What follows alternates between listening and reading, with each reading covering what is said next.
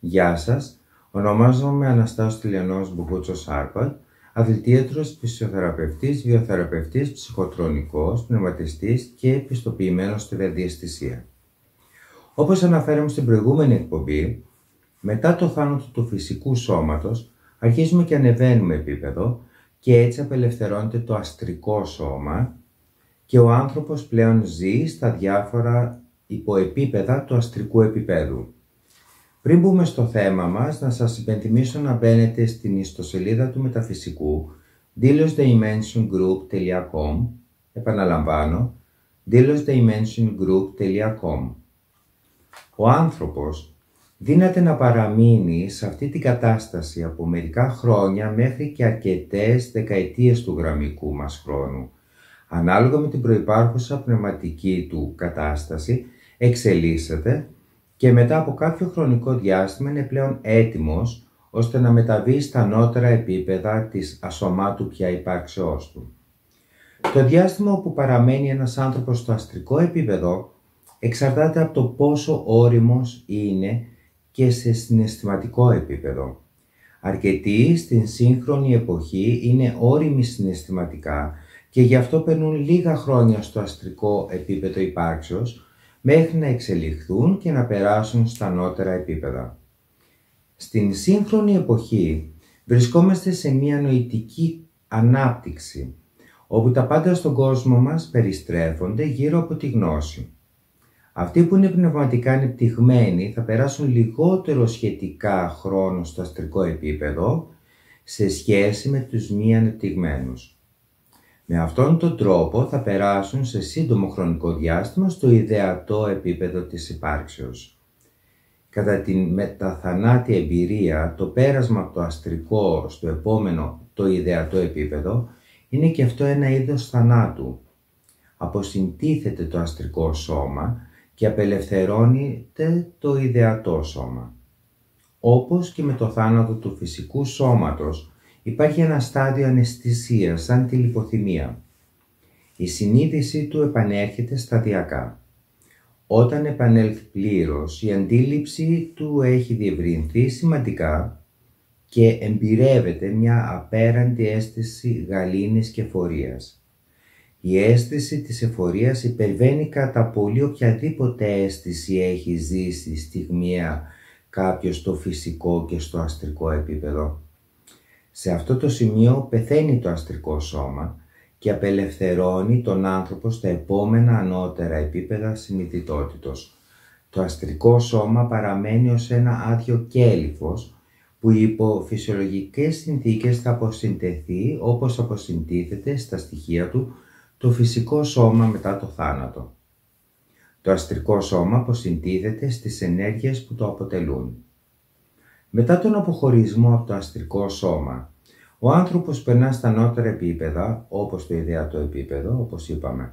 Αυτό το στάδιο της μεταθανάτιας ζωής είναι η κατάσταση συνείδησης που στον Ινδουισμό, στον Τζαϊνισμό, στον Βουδισμό και γενικότερα στις Ινδικές θρησκείες το ονομάζουμε Νιρβάνα. Στο στάδιο αυτό υπάρχουν αισθήματα γαλήνης, ηρεμίας και χαλαρώσεως. Δεν υπάρχουν βλαβερές σκέψεις και έγνοιες και όλα είναι αρμονικά. Όταν ένας συνηθισμένος, μη εξελιγμένος άνθρωπος κατά τη μεταθανάτια πορεία του περνά στο ιδεατό επίπεδο, συναντά δυσκολίες. Το ιδεατό επίπεδο σχετίζεται με τις σκέψεις και την νόηση. Οι περισσότεροι δεν έχουν ανεπτυγμένο το ιδεατό σώμα τους, δηλαδή το μυαλό τους. Δεν έχουν μάθει να χρησιμοποιούν αυτό το σώμα ανεξάρτητα, συνήθως λόγω του τρόπου ζωής τους. Γι' αυτόν τον λόγο, όταν περνούν στο ιδεατό επίπεδο, πλαισιώνονται από τις όποιες πεποιθήσεις, προκαταλήψεις και δογματικές σκέψεις τους. Οι σκέψεις που πιστεύει ο καθένας όταν είναι εν ζωή παραμένουν και δημιουργούν ένα κέλυφος γύρω του που τον εμποδίζουν να αλληλεπιδράσει με τον πραγματικό ιδεατό κόσμο. Είναι παρόμοιο με το στάδιο των ονείρων στο αστρικό επίπεδο. Έτσι και εδώ παραμένει φυλακισμένος ως βέβυλος σε ένα ουτοπικό περιβάλλον και δεν μπορεί να αλληλεπιδράσει με την πλήρη πραγματικότητα αυτού του επίπεδου. Όσο λιγότερες προκαταλήψεις και δογματισμό έχει ο άνθρωπος, τόσο πιο εύκολα θα μπορεί να αντιληφθεί αυτό το επίπεδο υπάρξεως. Οι σκέψεις δημιουργούν ένα πέπλο γύρω του και μοιάζει σαν να παρατηρεί μέσα από ένα θολό τζάμι. Θα μπορεί να διακρίνει μόνο αυτά τα κομμάτια που ταιριάζουν και είναι συμβατά με τις σκέψεις του. Θα μπορούσαμε να το παρομοιάσουμε και με το να κοιτάμε μέσα από ένα τζάμι που έχει γαλάζια απόχρωση. Τα πάντα γύρω μας θα φαίνονται γαλάζια. Εάν δεν ξεπεράσουμε αυτές τις προκαταλήψεις, δεν θα καταφέρουμε να αντιληφθούμε τον πραγματικό κόσμο που έχουμε γύρω μας. Παρ' όλα αυτά, όσες προκαταλήψεις και να υπάρχουν και παρότι η πραγματικότητα που θα αντιλαμβάνεται θα είναι περιορισμένη, θα έχει μια απέραντη αίσθηση εφορίας και ικανοποίησεως. Αυτός ο περιορισμός φαίνεται μόνο από κάποιον τρίτο. Ο ίδιος μέσα στο ιδεατό κέλι φως του έχει οτιδήποτε τον κάνει ευτυχισμένο και δεν μπορεί να αντιληφθεί ούτε έχει την ανάγκη για κάτι περισσότερο. Για παράδειγμα, εάν κάποιος όταν ζούσε πίστευε σε μια συγκεκριμένη θρησκεία, θα βλέπει μόνο τα κομμάτια της πραγματικότητας που ταιριάζουν με αυτή τη θρησκεία. Σε αυτό το επίπεδο δεν υπάρχουν αντιθέσεις ούτε διαφωνίες. Υπάρχουν μόνο ιδέες. Ένας εξελιγμένος πνευματικά άνθρωπος που καταλήγει σε αυτό το επίπεδο μετά το φυσικό και αστρικό θάνατο μπορεί να παραμείνει για πολλά χρόνια όντας σε αυτό, απολαμβάνοντας τη συνεχή εφορία, εντρυφώντας την πληθώρα των γνώσεων και εξασκώντας τις ικανότητες που έχει σε αυτό το επίπεδο ύπαρξης. Κάποιος που έχει άγνοια για τη φύση αυτού του κόσμου μπορεί να αργήσει να αποχωρήσει για εκατοντάδες ακόμη και χιλιάδες χρόνια. Ο μόνος λόγος για να αποχωρήσει είναι για να συνεχίσει το έργο της εξέλιξης του εαυτού του και τη βελτίωσή του με σκοπό να βοηθήσει την ανθρωπότητα. Εάν ο άνθρωπος δεν οθείται από τη θέληση για εξέλιξη, θα παραμείνει ζώντας ξένιαστος μέσα στην πλασματική ουτοπία του.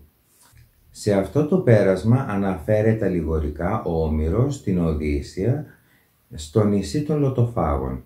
Οι σύντροφοι του Οδυσσέα παρασύρωταν και έτρωγαν τους μελιστάλακτους λωτούς, απολαμβάνοντας τη γαλήνη και την εφορία, ξεχνώντας με αυτόν τον τρόπο τον πραγματικό του σκοπό.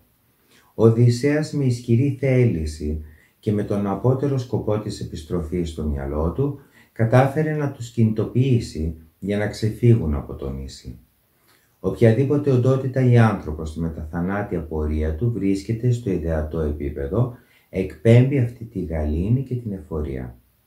Αυτό συμβαίνει γιατί η πρόσβαση σε αυτό το επίπεδο υπάρξεως γίνεται μόνο από όσους δονούνται στην ίδια συχνότητα με αυτό το επίπεδο. Δηλαδή, οι σκέψεις τους είναι αλτρουιστικές και ευνοϊκές. Σε αυτό το επίπεδο ύπαρξης δεν υπάρχει λύπη, κακία ή βλαβερές σκέψεις. Υπάρχει ανάμνηση των σκέψεων αυτών από τη ζωή στο φυσικό επίπεδο, αλλά το αίσθημά τους οχριά μπροστά στην ευτυχία που υπάρχει στο συγκεκριμένο επίπεδο.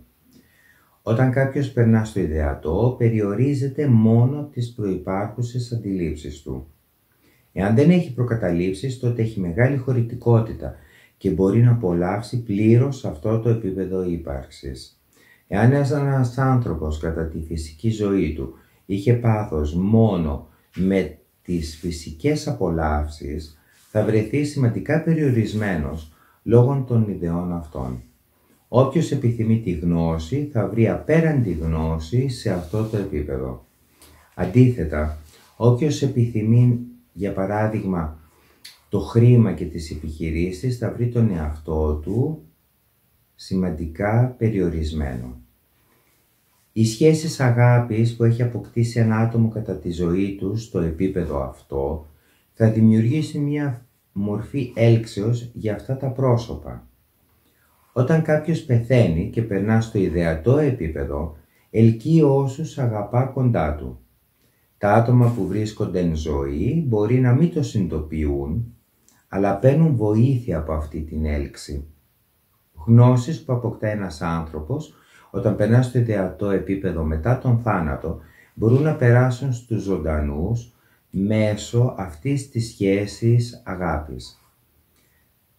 Μέσω αυτής της σχέσης βοηθούνται και ανυψώνονται πνευματικώς. Κάποιος που έχει κοπιάσει νοητικά και έχει εξελιχθεί, θα καταφέρει να αφομοιώσει αυτές τις γνώσεις στις επόμενες ζωές του. Οι χρήσιμες σκέψεις μετά από νόηση και διαλογισμό μετουσιώνονται σε μια μορφή που μπορεί να περάσει στα ανώτερα επίπεδα ύπαρξης, όπου και θα παραμείνουν προς όφελος των επόμενων ζώων του.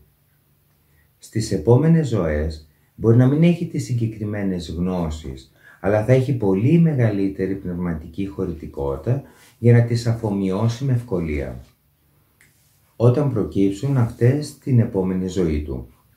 Για τους ανθρώπους αυτούς υπάρχει ο χαρακτηρισμός παλαιά ψυχή, σηματοδοτώντας την έμφυτη σοφία τους, ανεξάρτητα από τα χρόνια που έχουν ζήσει.